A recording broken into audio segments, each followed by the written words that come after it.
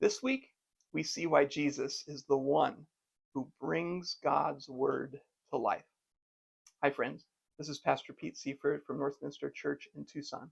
And each week in these videos, we explore what we've been studying together so that the lesson can take root more deeply in our everyday walk with Jesus.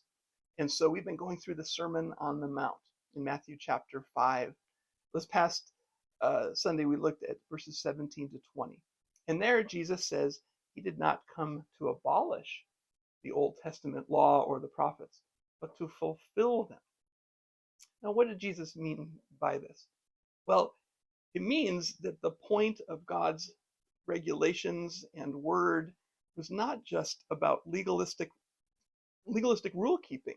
You see, the scribes and the teachers of the law, they were confused and thought they needed to please God through every bit of their behavior.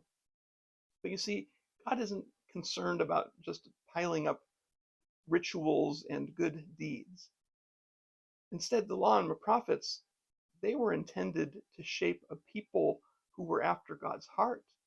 And not only God's heart himself, in terms of giving glory through worship, but also God's mission in the world to bring all people together, to heal the nations, to connect heaven and earth. And we see that in Jesus.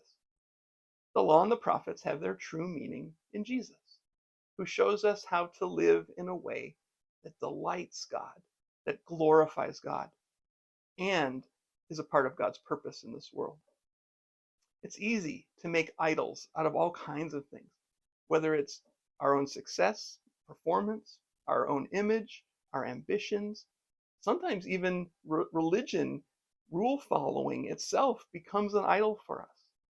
But Jesus invites us to something more, to be part of God's plan to unite heaven and earth, to live as salt and light in the world, that others might see our good deeds and not just sign up for the next mission trip, but that they would praise our Father who is in heaven. And that's why we do mission. That's why we do everything that we do in church, is to glorify God and to be a part of God's reconciling work in this world.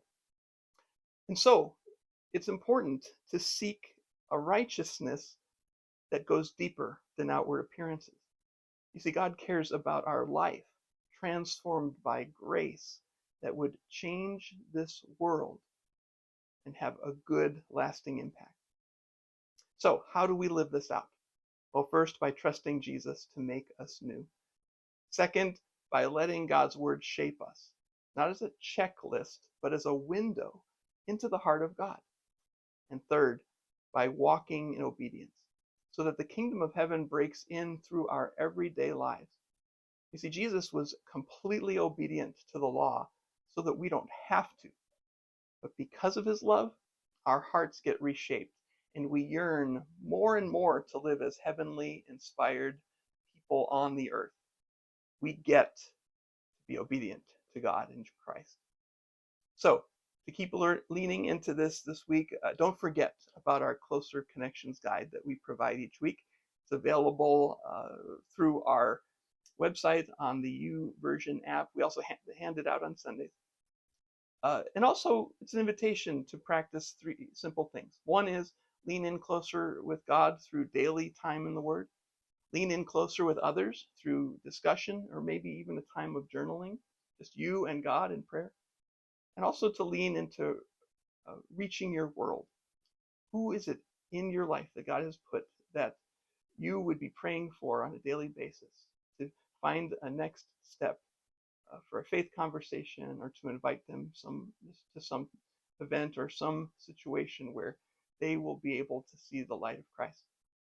Friends, this week, don't settle for surface level religion. Follow Jesus, because Jesus is the living word.